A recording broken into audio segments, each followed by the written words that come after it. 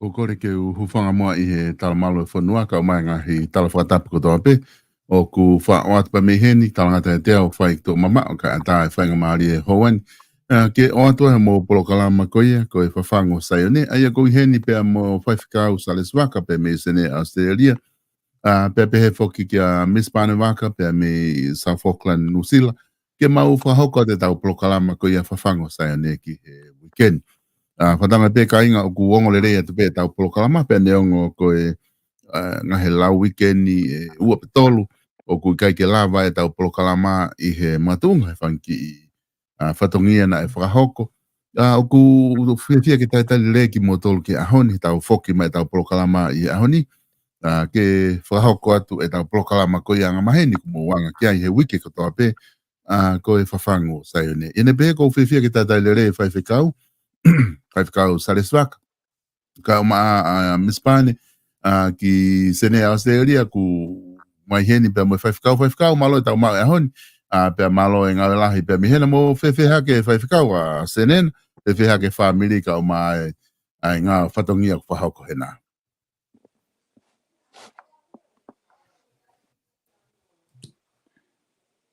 Pea o ku mahina pe kia te au ai full-time lo loa ai tai whakahoko e tau polo kalama magatuunga ko e uhi ko e ngai whainga taa ko ia na e tō ai peau ko ia ne hake I he loto whare pea o kuau whia kaunga kau whakataha pea mo e whawhango sai o ne he kaunga mamahi ko e uhi ko e whainga taa na e ue si ai o tatau pe foki ho toko waka umaho matapure. Ka neongo ia ko e hala whono ngā pe ia solo, ai mahu inga ko e ke tau tāpe mo laka, he tau mai au tau ilo e taimi e hoko mai ai e ki taane. Ia I kai ngata I solo ko e family solo o ku mau toi foki ki he hotele. O mau toi foki ko uhi ko e kaweinga. Ko e ki mea ko e nai hoko ko e ki muata ko e ki foi koma pe ia solo. Ko ta ko e o kui kai ko e ne ngata ana ia. Mana tui ko e tō mai ai vai mea mo e flati mo e ngahi whaingata o natula. Ko o kai lava ia e ha tangata ke nehanga o purei ngata pe he mafi o otua. Pea koe tū koe tai mini o ku mau toi foki pe ki he hiri a e mau ai ngahi ko ia o e ki pare e solo te tatoi update atu pe ke ta lue he ku toi ki loloto ange vai hala koe ni mau hoko atu ki ai. Aia koe ngata anga koe na ngata ai o komai ko e nau foki mai e insiua ai paanga e fitu mano ke whai aki a hono whakalelei pe ko hono ngahi mau. Ospe me iai ai mahina e wapa mau foki rewa ki he api pea I e mau toi foi hoko mai ai toi foi whaingata ai foi uha lahi. Toi hoko mai foi uha ko ia. Toi hoko pe mea tatau ia ki he pare solo. Ta koe mea rewa ne hoko na mau fou pe I he foi hoko atu ai koma ko ia. Mau hoko atu pe ke insiua. O au ki e tuunga na e whai ai ki tu kehe ai mo insiua. Pea mau tuki rewa he matapa kehe. Aia koe mau hu rewa ki e kansolo. Kansoling koe ai wahenga. O mai ki nau tolu o alu ki ai o kore ke o mai ha inispe kita e ua. Pea ka koe whakaamu ka pau e lava mai o mea mai ai pune laita o i kansolo e wahenga. Pea o whare whoko whakahoko ka te au he nau tuki mai, ko e foi toko ko ia. Ko e pure lahi o kansolo, o e wahenga kepo tau ni, ko e te fine, pea mo e ongo tangata i nispekita. Pea o atu re mauri poti ki ai. O mahino rewa tolo ai po i tae whe mahino aki. Ko e holo ai a. O hanga he a ta i e whare. O awa e ki o hue mai. Aia, piriote mai a insiua ia. Hei kai ke maungahi he koe a ia nai mau. Ka koe hoko atu, he kai te hoko i mo insiua. E hoko atu e me kansoli. Ta koe mau hoko mo kansolo, aia na ma i he loia a neafi, o whai a whamatala ka kato i ripoti, pea koe tu koe taimini, o ku whia maure loia, ke tānaki mai ai u tokmen, pe koe ngahi evidence, koe kune koe mau o mau pehe, koe whakamoni tau pota haia. Aia nei kamata ai tohi whakamoni, pea meihe, NTIS-a, National Insurance koe a Atleriani, o na wama sivi o pehe o wikai ke toi whiunga a pi pupuoloa ai toka anga mai a lalo he piriki. Yes, ma. Ko ulat whamoni ha maua koe toke tā whakawhamiri. O mai e tohi e toke tā whakawhamiri au whia mau ke mau mamahe mame taha koe uhi he kuiai e mea e ua kune whakatupo ai palo porema o e mo'ui. Uaki koe mold, ua koe asbestosi. Whia mai ke o te mau toi nofunga tolo he api. Tolu e whakamooni pia mei he specialist. Ai ki taimina mau hua ke whare ne ki hoko ai puke. Pea koe tōnga ia koe ai he taimini, pea koe mau hoko atu koe niu ki loloto, he koe kai ke toi taumua ki ha claimi, ka taumua ki holoki au pito e whare, ka nau toi langa fo ou e insiua mo i kansolo. Koe tōnga ia o e update o e whamiri, ka i he whamiri, o mai ai whare no fuanga ke mau o no fuai o malolo ki ai, i he tuu koe taimini kai hoko atu, ai tala noa ki he api. Ko e whonuani o ku e alelei bengu, ka mata ke hao e maa whana, pia ku neonga ku ha mo puri e la a, ka kuangi iki pia moko mai e a whonuani. So maloa bito ka u whafokia. Maloa bito whaiwhikau ko tui ko e whakamatala maari e ku ki o mai. O ku mea e befoki he ka inga ko e talo e lere mai ta polo kalama me he tau. O si o ta whanonga mai ai o au mai ke tauni. Tau ta update ma o peto unga mo iai. He mahu inga whoki hange ka ta whaatala noa ki mua. Mahu inga peto ki o tau kainga tonga o ku uesia ki nā tolu he palaparema mei tatau pe. O fi heni. Ke nau ilo i o ku iai ngahi whaunga ke whakahoko. Ka koko eni ku ke taki mua i hono whakahaa ke teki nau tolu. I he polokalama ai ngahi whaunga ko ia whai whikau. Pea ko eni ku ke te whoki o nofo hotel he taimine. Totongi. Nga ke te hoko atu. Na re ko te whoki ta whai polokalama ko he tau kohosi. Ko nofo hotel e lolo ataha eni ha whamiri ko nga whanau. I ho alu kai ke hotel. Pea ko eni ko te hoko atu ko eni ke te whoki ko eni. Ai mahela pe te lama o break e.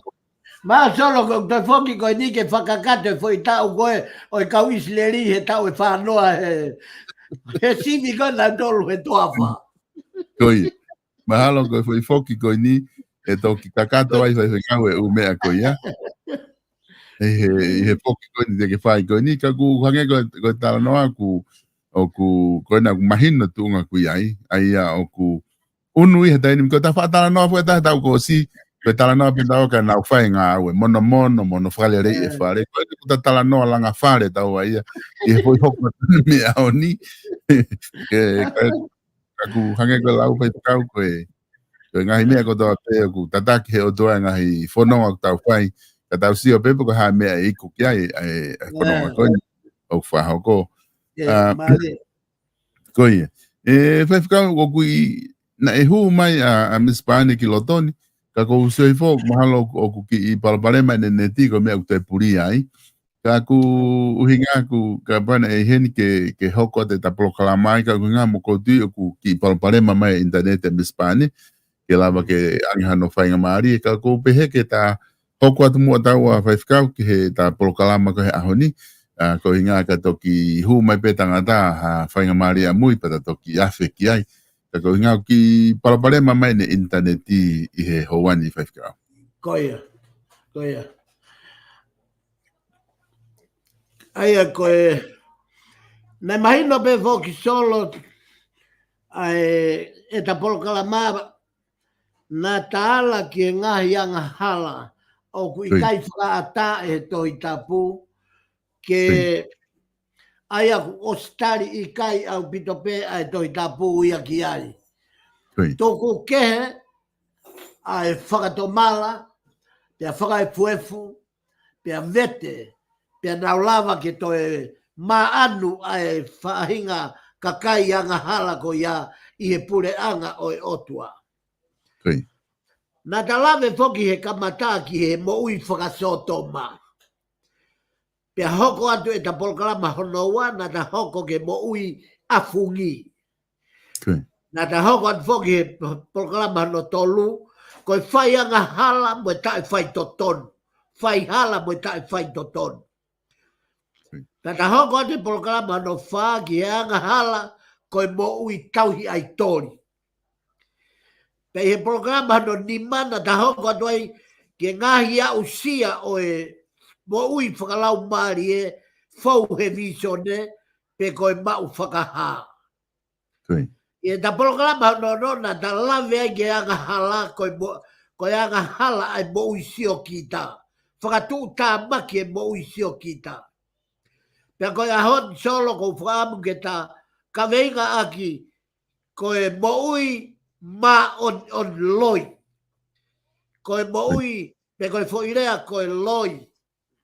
O mahina foki solo, ai lea whehanga hangai o e loi, koe mo oni. Pea o mahina au pito pe ia, koe mo oni, o toko taha pe ia solo, pai te ia mo oni ai mamani. O kui kai hatui e mo oni. O kui kai ha paremia e mooni. O kui kai ha parestendi e mooni. Ngata me ia siso kalaisi na ne fola ia sione vahe tātolu ve tolu malu. Pea mea e pailato ke a te ia koe hatu e mooni. Pea tari e siso ia sione vahe tāmalu ve tolu fitu. Aia na e pehe e siso. Pea mea e sisu. Koia pe o kuke mea. Koe mea koia na e whanau ia iau ki mamani. Pea koe uhinga ia e ku hoko mai ki he mamani. Koe uhibe koe mooni. Whatonga iange solo. Ai tōtou he ake e sisu. Ko au pe koe hala. Ko au pe koe mooni. Ko au pe koe mo ui. Koe mahu inga e polo kalama koe ni e pongpongi ni. Koe whoirea koe ma oni loi. Ma u katoa e whoirea koe ia koe ma oni loi. Ma u katoa ia ma tiu wahe wa tolu. Vestaha tolu. Ki e vesi hono wahi wa. Pea koe maari e whoki solo. Ai tuu koe ai gawe aki e sisu ai foilea koia koe ma oni loi. He koe ma oni o ku ia tafa aki a koe o le rei. Ai a koe ma oni ko hono to'o mai pe ia e motua i lea koe maa mo oni. O tā pelu e maa mo oni. O maua e fo i rea whakanou koe ma oni. Ka koe hau ia me ta whaaki koe o e mo ui whakasisu kalaisi. Hau ia me ta whaaki e kau karistiane. Hau ia me ta whaaki e kau lotu. He koe mea ia o ku kapu pia mo kau Christiane, me kau lotu, o nau tau ka vei, ai ma oni, ka hui kai koe ma oni, loi o hange koe ia, nai whakatokanga e sisu. Koe whanea koe ia koe mo oni, o ku hinga kia ia sisu, ko hono vete, o ku pehe, koe lea, ai ngutu, o hoa moi loto. Si e solo o kai ko ki fo i lea mamafa ia, ko ki fo i lea mama. Ko ki fo i lea mama. Ko e lea mea to ngutu o tatau mo hoto loto, ko mea ia hui ko e mo o ni. Ka ke whakatonga e lewa, ko hea lea whihanga hanga e mo o ni, ko e loi. Sai, ko e whehu i lewa mea ta polo kalama, ka ko hea uhinga e loi. Ko e taringi ai, ko e loi, ko e lea ai ngutu, o kehe mehe loto. Lea ngutu he, kalamai he loto ia he tawhankoe. Lea ngutu ia he tawhanto he ma, nofo mai he loto ia he matau. Lea ngutu ia i olunga, ka nofo mai he loto ia i lalo. Pea ko hono, e kuasi, o e onga foi, uhinga, o kumahino au pito, ai uhinga a sisu. Talmai sisu, o ia ue ai kau ma o ni loi. E solo koe uhinga o e ma o ni loi, koe fu kau taki lotu. Mara me ungai mamafa e ta polo kalama he pongpongi ni. Hei. Ka kono tuha be ia. Koe tuha ia kuonga e lau maari e ma onioni, koe iwi e lau maari e ma onioni, pia koe taumua ia ai lau maari e ma onioni, ke whakamo ui hono kakai. Koe pau, ke tau whakatoka nga i ange, ai mahu inga, o e kautaki lotu. Kautaki lotu, kautaki pureanga. O kui kai ke uhinga sisu ia hena ke whakasipi. Whakatoka ngai, o maa e tautea ia whakasipi. Solo kia e tai me taha, whakatoutou he aki mehe o pē, ai rea koe ni, whaiwhekau. Solo ke tai kou puaki mai e fo i rea koe whaiwhekau ke motuani, o kou ongo e au hake a fuhere o fotu, i hoku kia ke te tūsokulu. He kou ilo awe, he mahino ka ue uhinga whaiwhekau. Koe whaiwhekau ia koe ke rea mooni, lea tai toi afe, lea hangatonu.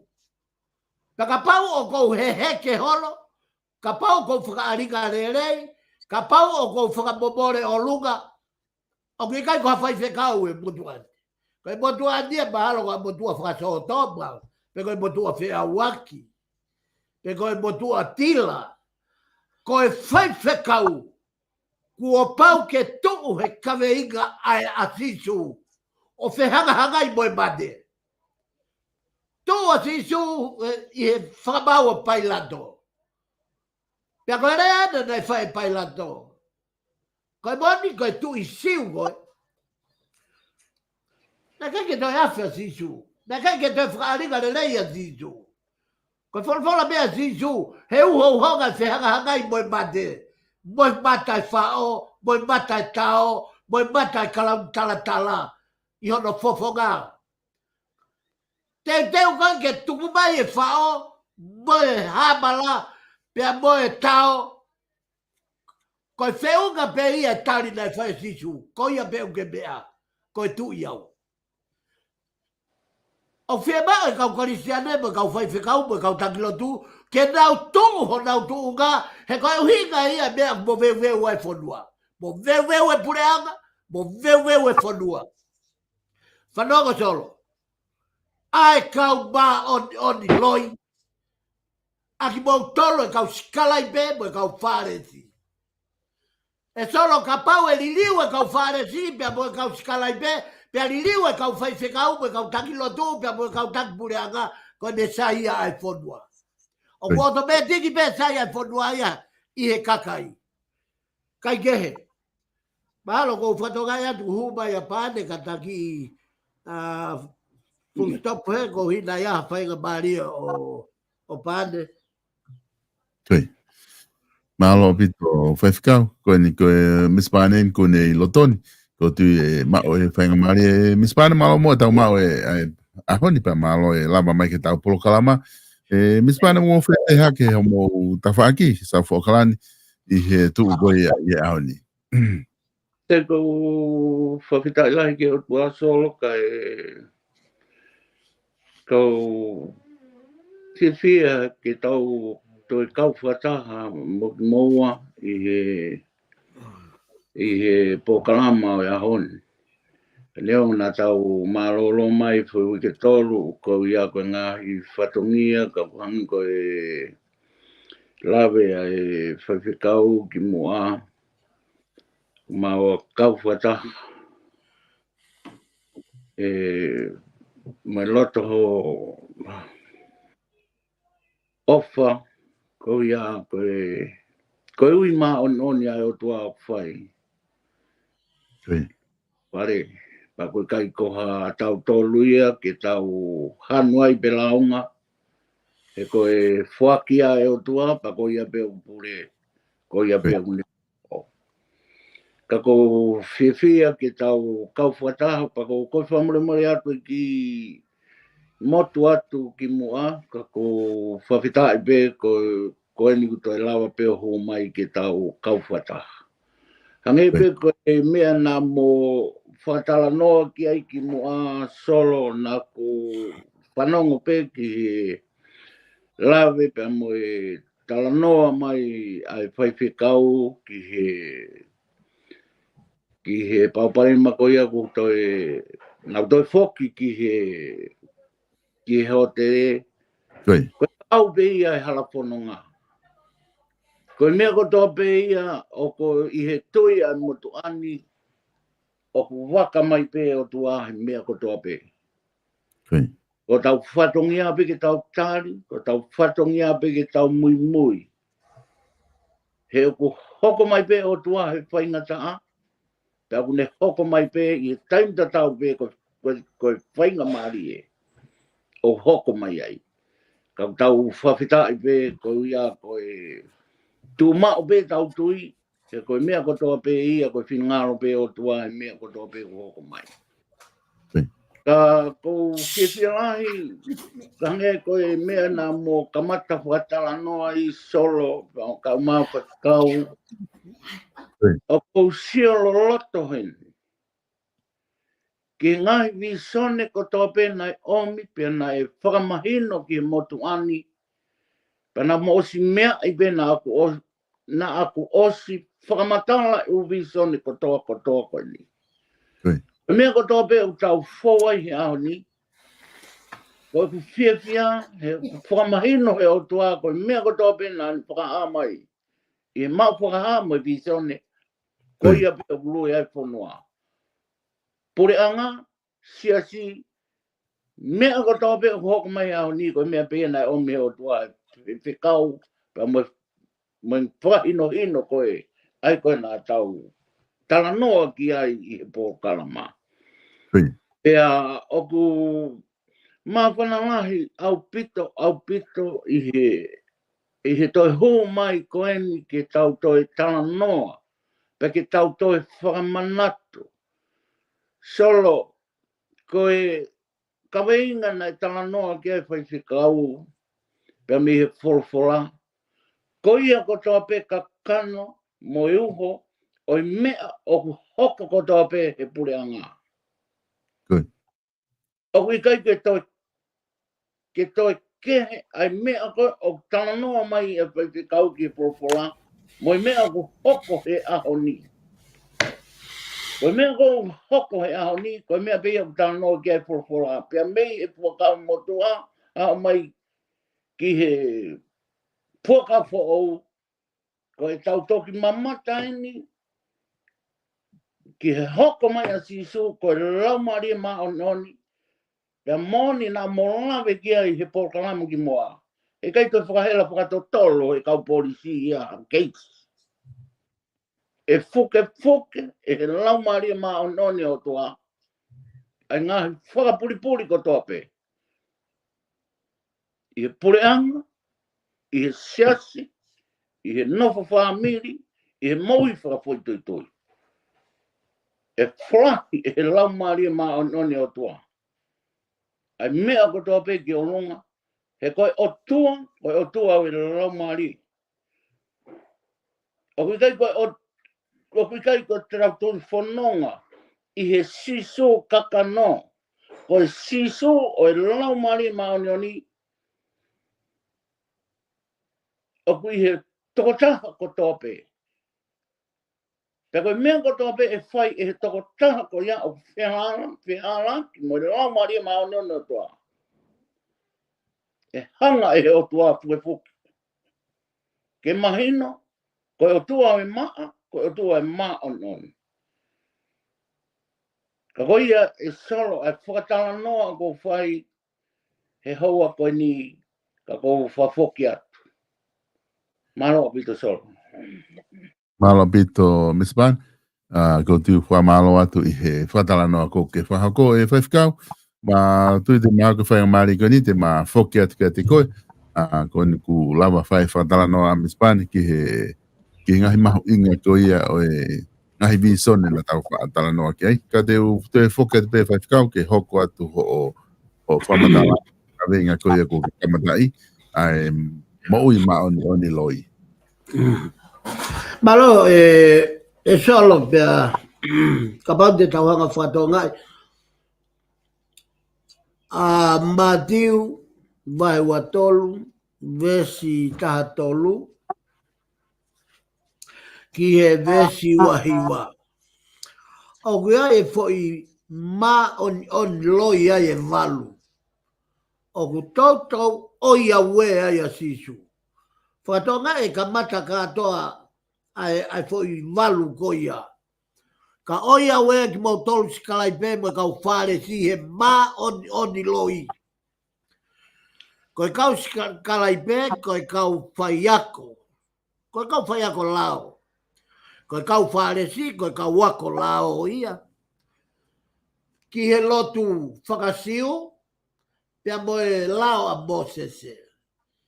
Pake whakatoka nga i age, ai mahu inga i kau taki, kau whaife kau. Whakatoka nga i age.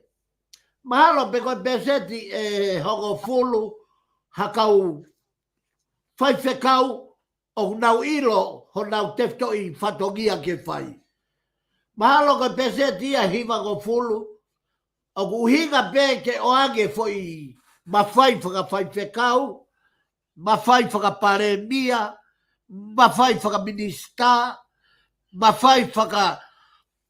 Koe o hinga peke o age hawahenga o whiunga mohono tuunga. Pea koe o hinga ia kua whongaki e sisu. Oi au wea ki mou tolo e kau skala ipe mo e kau whares. He maa on loi.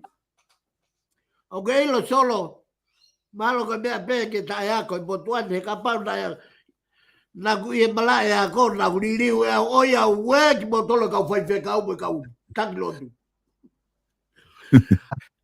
Kono i ngā tolo he, o kai lava he iwi e loku ke te hanga whamerino. Wai, koe whehu i, koe hano uhinga. Koe mea kui ke lava he kau tangilotu o whamerino e whonua. Kaha mea no uhinga. Kei mou iho nau kakano. Koe uhinga ia nau ngā ue, ke mau hapaanga, koe uhinga i whamiri. Kei mou iho nau kakano, koe uhinga. Ko e nau ngai hori, e nau ngai pie mau. I kai. Ko e hinga si su ia. Oia wea ki mo tolo kau skalaipe mo kau wharesi. He ma on loi. Tako hanga e si su o fogi tu o valu ai. Fo i o fogi e valu. Oia wea ki mo tolo kau skalaipe mo kau wharesi. He ma on loi. Taha. Me he walu goia. O mau wholo kotoa. Ai ngahi apio si kau itou. Pea mou nuaki ai lotu loloa. Koia, te mou mau e ki mou tolu hatau tea o ku makehe ake. Siu te kai mahina ke kau taki lotu ai makehe o nau tau tea. O ki kai tau tea tatau e tangata kona, mo e tangata whaiwhekau. O ki kai ke tau tea tatau ai tangata malanga, mo e tangata whaiwhekau. O ku makehe ake. Pea ku vevela ake. Pea o ku whakatū tā maki ake tau tea kau whaiwhekau. Ko hea nou hinga, he kuiha nau ngafa na e ui ki nau tolu ki ai. Ko e tala hanga tonu e tohi tapu.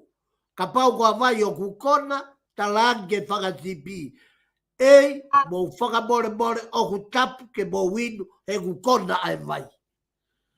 Ka kuke whakatonga i e mate, pa ke whakatonga i au hia ai ke whakatipi, maka tuonga koe kai ke lava kau whaiwhikau o rea hanga tonu. Whakamomore o lunga pe e nau rea. Pea koe nau mea au whai, koe whakaheke heke i e kakai. Oia wea ki mautola kau skalaipe mo kau wharesi. He ma on loi. Aho mau whori a e tahi mo e whonua, ke whakawhoki mai hato taha.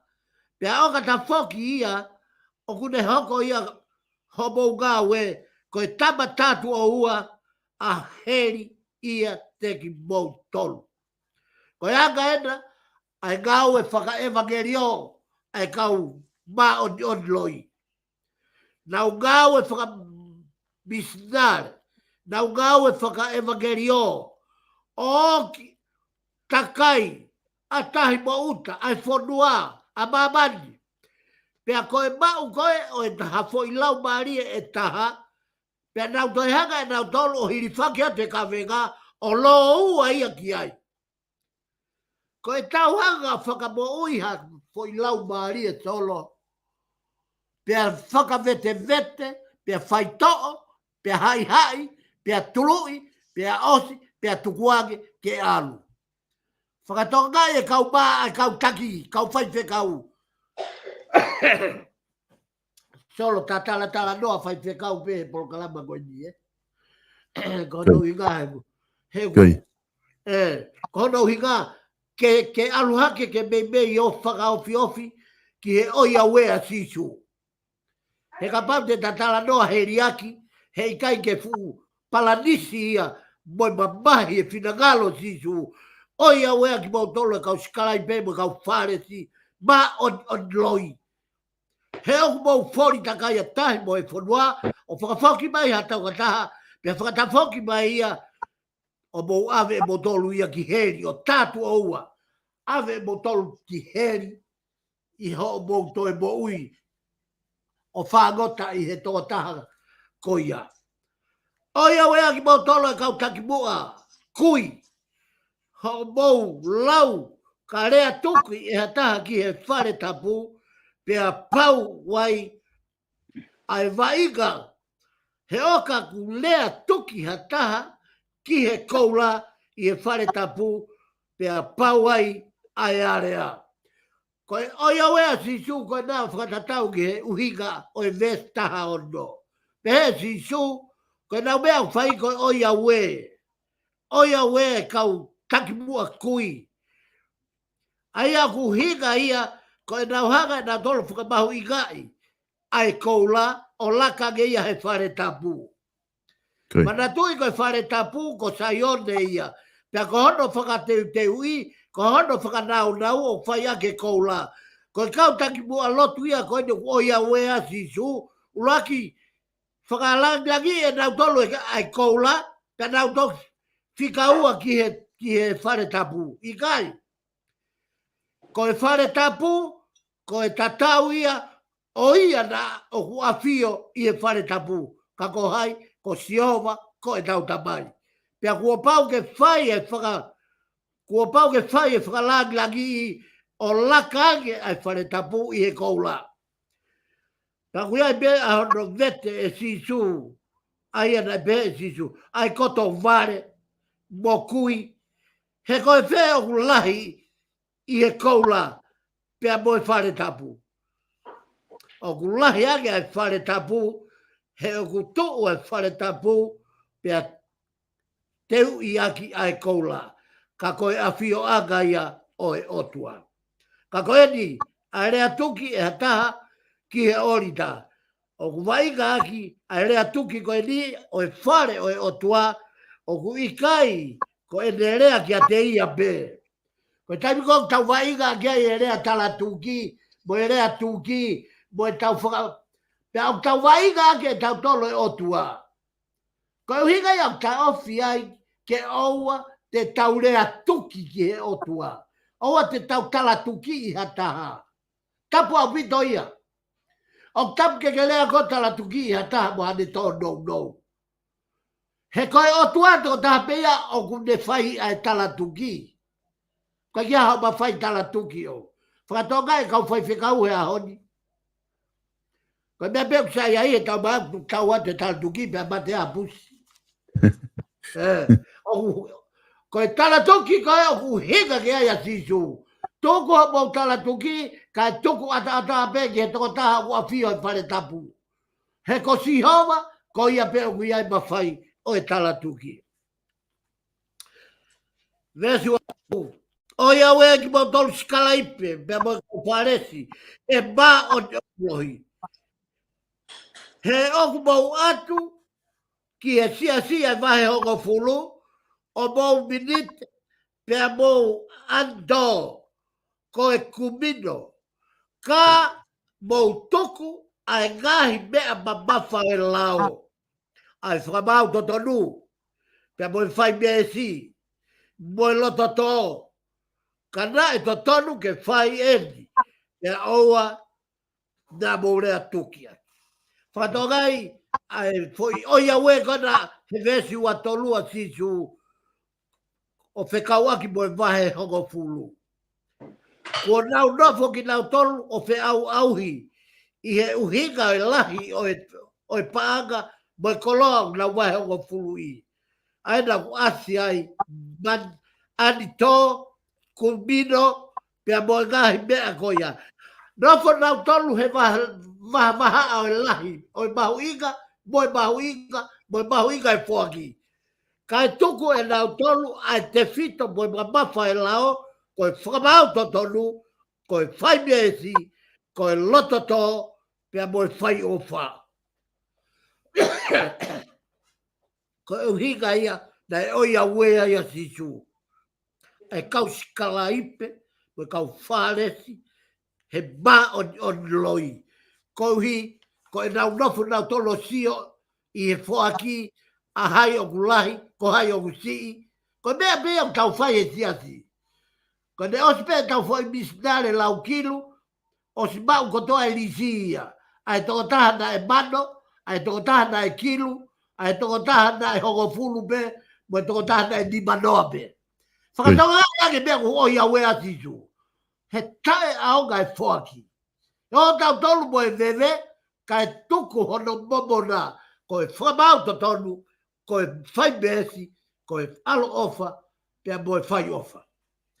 Toi oia wena sisu, vesu anima, oia wea ki mo tolu, skala i pēma kau whare si he ba oni loi. He oku mo fufulu ai tua ipu, mo tua tisi, ka oku whakatuu niui loto, ai whakamalohi, pia mo e tae whakamau. Maria o pito e solo, ai e ofo ngake sisu e ne oia we ki mo tolo e kau whare si, mo e kau whaiwhekau, mo e kau skala i pe, mo e kau taki lotu, kau taki pureanga. Oia we. Ha mo fufulu a tua ipu, mo e tua tisi. Kai whakatuu niui loto. Ai whakamalohi mo e tae whakamau. Uhinga sisu, ko mo mea whai ko whakamata lelei ho mo te unga. Ho mo unga i fukau ni. Li mai mo skafi. Hau mo ki tata whakailonga ko. Pea osko ia pa mo toki. Mea mai ki he tu unga o hageha mo tō folofola. Ka ko ho mo loto. O ko fu loto tana ki aga i whakarieria mo i kinoa. O ko uhinga ia sisu. Ai pehe sisu kau fai fe kau faresi, kau takpureaga. Mau tabu a fufulu ho mau loto. Fufulu a loto ipu. Koe uhi, kai hoko o baa, e baa i foki, moe tua ipu. Koe mahu iga ia o kabata o fufulu, kabata me loto. He boui, he ako, he bisnisi, he boui, whakawhamiri, boui e siasi. Me ako no pe tau fai, kabata me loto, kabata me loto. Mesua fitu, o ia ue ki mo tolu sikalai pe mga o whaaresi, e ba on loi. He oku mau tatau tofu pepe a moe, whanua loto, kua wari hina, aia, oku bata lelei, ki tua, kako loto fotu ni wai ai hui, o e pekia, mo e gai, whaka ria ke. Solo, fie maua tonga ia ke fufulu, Koe. o fie maua tonga ke fufulu. Fufulu hono pare mia. Tau tua meria ki he fili goni he wandima. Ton ke fai halotu lahi. Mua whakai fuepu, mua whakatomala i ponua. Ke fili goni he wandima. Pea kua o sai mia kua fua peke tarea ki he tui he koe ta tamai. E hoa fio. Fufulu ho pure aga. Ki he tau wanoa wandima. He ka paute ke kei kau e ake kau whaaresi, mo e kau takilotu, mo e kau sikalaipe, mo e kau palofita loi koe ni. E hoko ho pureanga, ko e pureanga ia ko Papilone. Hiki fuu mai a Papilone ki Tonga.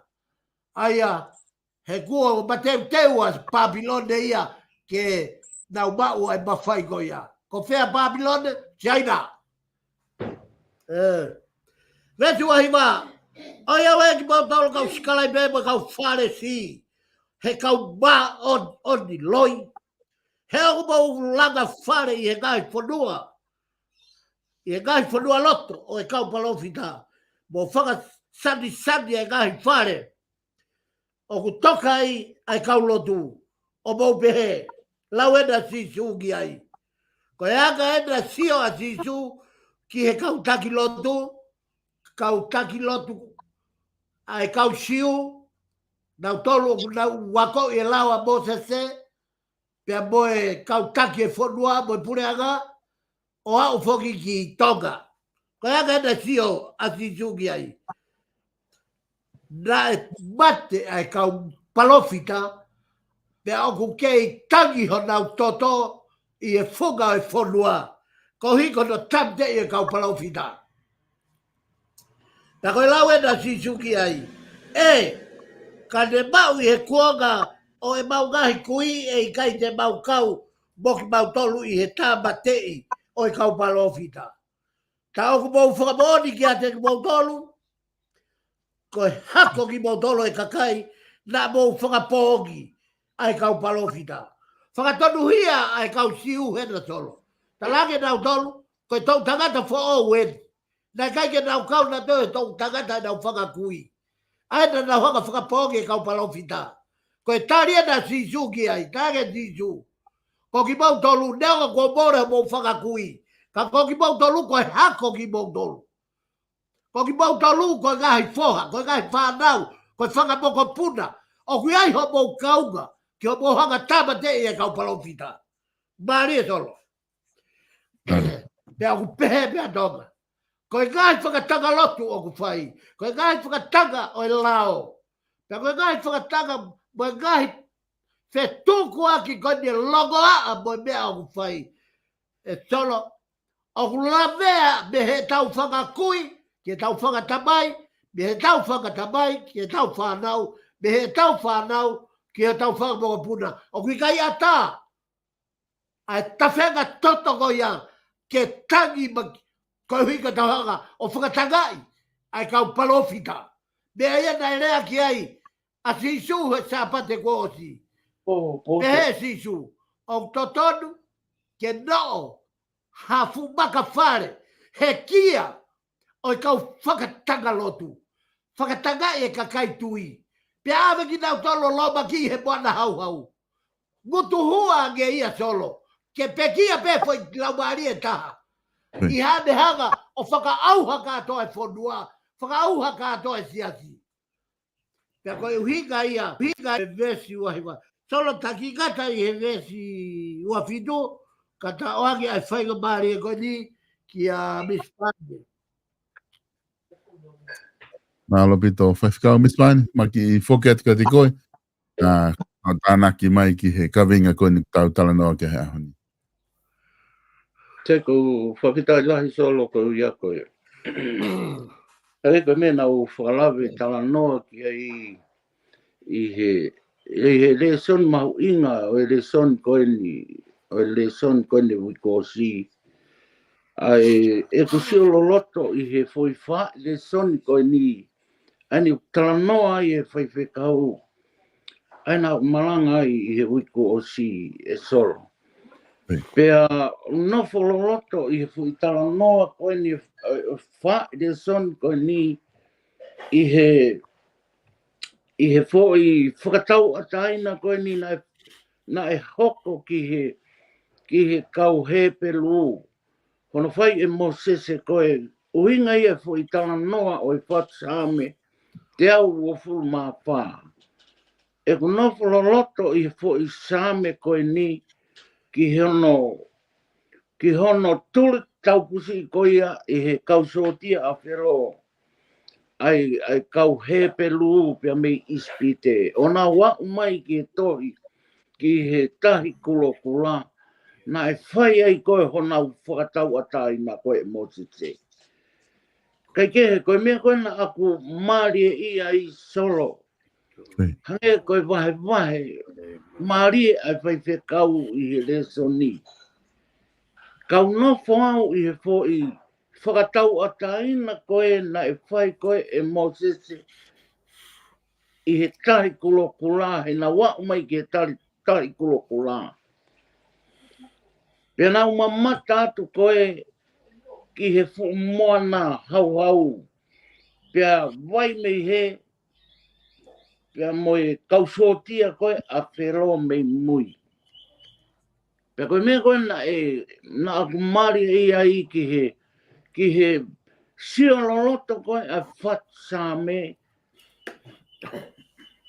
Ta koe nau hao koe uhia kono uinga, koe fu vivi pa moe fu huapa oe otua. Kana ikai koe nau hao koe uinga koe toko toko o Mosese pe ko Mosese. Ka koe huapa o si hova, kane tae oua. Ai kau mai ai eiki, te nau i whē, i whē. Pe ta wang mai, ki he fo i le soni ono wā e talanoa ki he tohi e se tāna ku lawe ki ai. Koe fo i mea koe o kou maari i ai solo. Koe fo i aho ta taupe na e hoko, e whakatau ataina koe ia Mosese mea whero, foi aho tatau pe, na e whakatau ataina. Iu, pea meia mote ki ai pa mo e se ta. Whakatoanga i ange foi aho, koe foi aho o koutokanga ki ai. Koe foi aho tatau pe na e whai, ai foi whakatau ataina koe amo, e whakatau ataina mea mote te. Koe foi mea koe o kou mahu inga i ai, i he e kua o mai ki he pia whamanatu. I he le soni koe ni, ai fo i visone koe na aku sio ki ai na aku malanga ai. I autalo taha o Novema, o i wanoa i he vipon mitia. Na aku whakaha ai koe, ai e pā e a whi pia moe hake koe ai tsunami. Koe foi mea o kou nofo loloto koe ki ai solo, foi aho ta taupe. Nai hoko ai koe. Ai fui whakatau ataina koe ni toi ese tā. Fui aho ta taupe.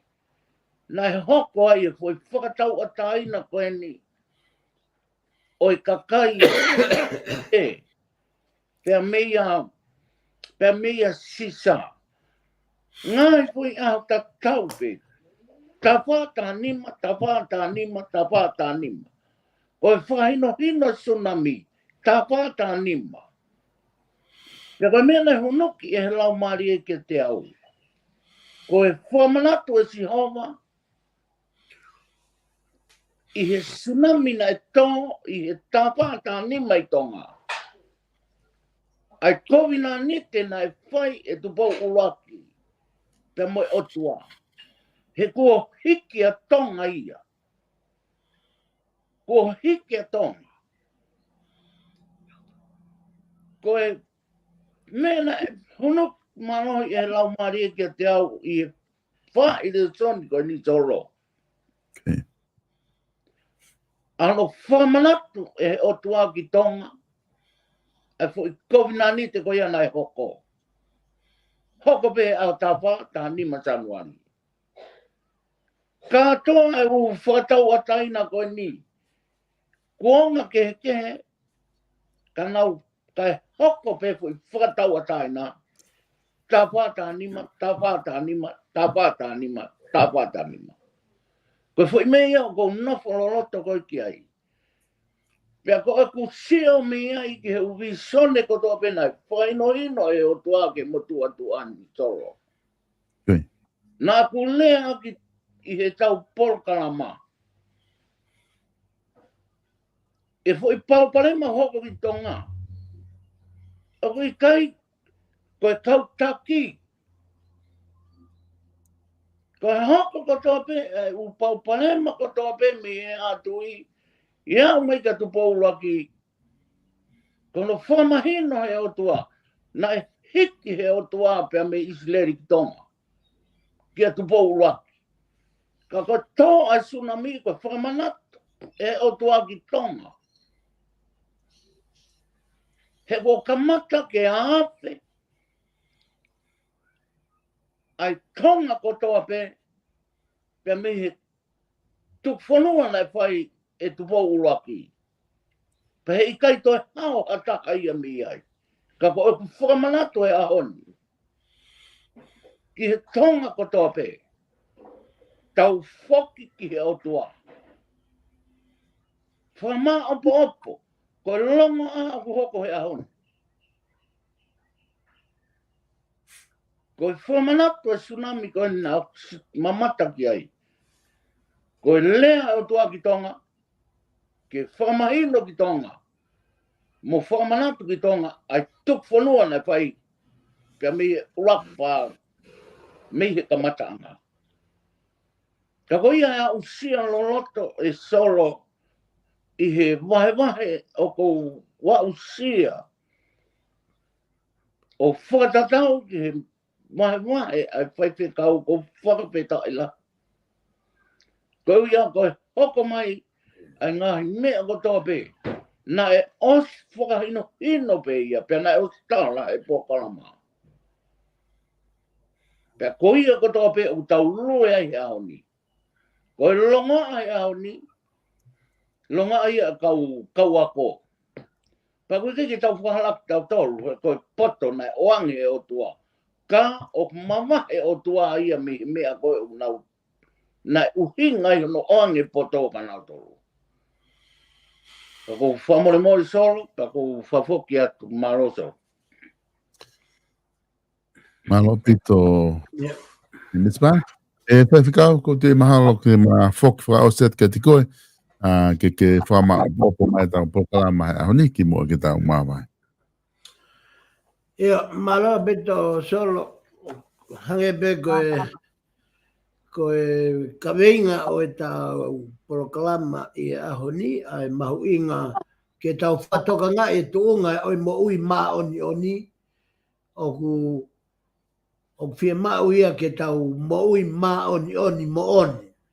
Ka kui kai ke whia mau ai mea nei o tau o whongi e tisu ke tau mo i ma on loi. Pea, hake koia ko ke mea aki, ko i ke tau sia ke whamao popo e tau proklama i ahoni, o koutoa mai pia kaweinga koia o e ahoni, pia mei he wholofola, ai a koe kaweinga o e ahoni, aho tua pure lulu, ko e aho tolu ho pulu a wha, o no kaweinga ko e lao, ko ha whakareo maakalaisi. Ko e lao, ko e whakareo maakalaisi. Ai a ko no vesi hulu hulu, pe ko no vesi te fito, ko karedia mai tolu vesi ua wha, ai au pehe ai lau ai toi tapu. Pe ata ko e lao, ko ho tau whakareo maakalaisi, ka e whakatonu hia ki tau tolu, pe a mei he tui. Oku malpe tolo na e ta whātou na lave na whātou lave i pe i e tau ngahi polo kalama ki mua atu e kai tau ki mua atu.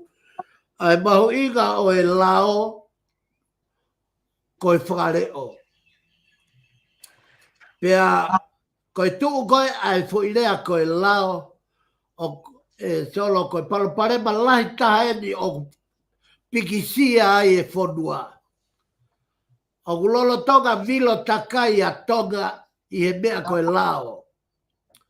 Ka ke whakatonga e solo ka mami spane ko e fu tau fe mo li liu aki ko e ni o li liu lao. Ko e whenga ke tala whakatala me he tawhaaki koe e whihia ai e kautaki pureanga. Ka nau whenga ke whau halao ke whakatonuhia i ki nau tolu. I he taimi ta tau pe, o nau toe whakatokanga i ake, ke toe liliu e lao, me he tawhaaki koe, o maua e whainga maari e whakapaanga, ke ave ke tawhaaki koe. Ka e au ki he taimi, e i kai ke toe whakahela kumi halao e whe paki be lao i a teki nau tolu. Pea koe taimi koe e whe paki ai e lao. O ku uhinga ia me hono tau liriu.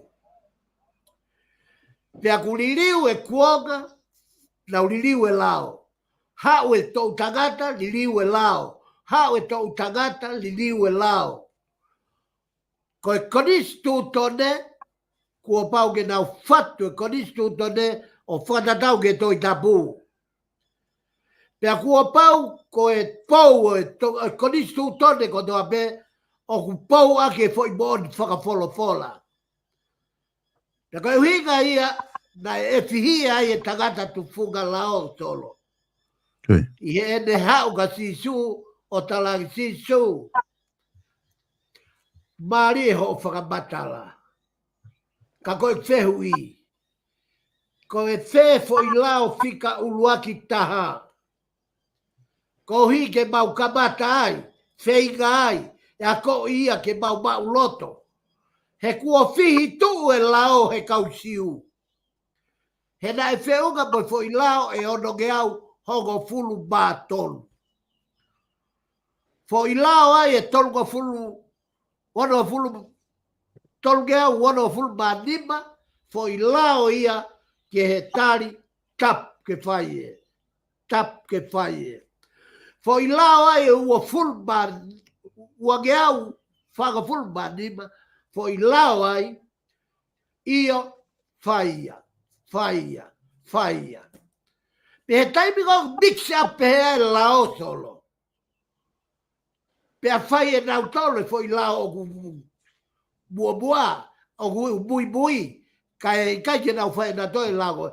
Whihi tuu e lao, pea tonga e aoni. Solo hei kai ke toi lava i kakai, o gaue i he kahi lao whau. Era hai ki nau tolu e he lao. Pea kai nau mare ei pe mo ua, mare ei pe fihia.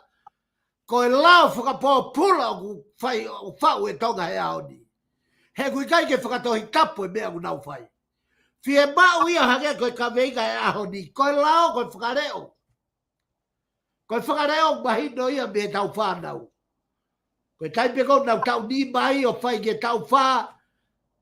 Koe ngau e ia e tamai koe whakareo. Puke hano ni maa taki ki ako. Tuko e ako puke hano ni maa taki mai ki api. E whai pehe pe ki tāhine i e whakareo. Ai tamai. Pea koe mea ia kui he lao koe whakareo. Koe taipe kou taua taina maua i he ki tāhine taua taina. O ne ilo ke whakahauwhi e ne moui. Malu ia. Pea koe ne mea rewa whai. O malama pe ia. Ke a pe ia teu teu. Pea alu ki api ako. Pea tuko e ako. Pea whoki ki api. Koe taimi ako tau koneki ai mo e keresi. Koe ne hu mai. Koe whakareo o e lao. Koe tau hau he whakareo o ako ke malu i ki tau tolu he lao. Koe taimi ko tau lahi whiunga ai. Ilo ai a sisu. Whanau i whaau e moui. Pea koe taimi au tau mau ai e tui. Tai aonga rewa e lao. He whakalere e tau moui he keresi. Pea koe mahu ika ia. O e kaweinga o e ahoni. Pea meihe. Koe lao. Ko hota whakareo maa kalaisi. Whatongia pia lao. Ko hono puke peki taua. He hala whanonga ke kai oua rewa. Ko tatari a kalaisi ke ta moui. Sono ko e ta mau pia kalaisi. I he whakatamala. Whanau i whaou. Pea ko e ne tai aonga i e lao. Kai hoko atu. Aho ta konsenisi. Pea mo kalaisi. Aho no taki ki tautolu. Ka veinga ia e aho ni. Ko e lao ko ta whakareo maa kalaisi. Pea i he ta mau pe a kalaisi. I he whakatamala mo. Whanau i whaou. Pea paptaiso ki taua i he huafo e tamai mo e alo mo e lau maari. Ko ne tai aonga i e lao. Ka tau lue i he keresi. Pea whakahino ki tau tolu he keresi. Ke tau mau ho tau whakamoui. Ko e kaweinga ia o e aho ni. Pea mei he polo kalama ai whawhangu o Sayone. Whamalo atu. Ai te pili whalau maari o e ahon. Whamalo atu ki e mispane i he ne kau mai. O tau wheo i he polo kalama whawhangu o Sayone. Pea o ko whamalo atu ki he kainga. Ko toa pēng mō mau whainga maari ke a whea. Ai te pili whakalau maari o e ahon ni. O whaat ka ki mōtolu. Ko re whamore atu kau kia haldea. O kui kai ke taka whakamata tua ki o whanongo. Pea o ma hufanga atu i he tātaa na e tawhe i he kolosi. Solo whamalo atu kia te koe. Kai o ma ai polo kalama o e aho ni. A mō mea tua e ki o whatu. Malo apito, e te kau whamalo atu e kainga i he lawerei koe tau polo kalama ki he ahoni whawhango Sayone. Ake atu ki mōtolu he taimita tau pēu i ke kahau. Ka mō mea. Malo so. Malo so.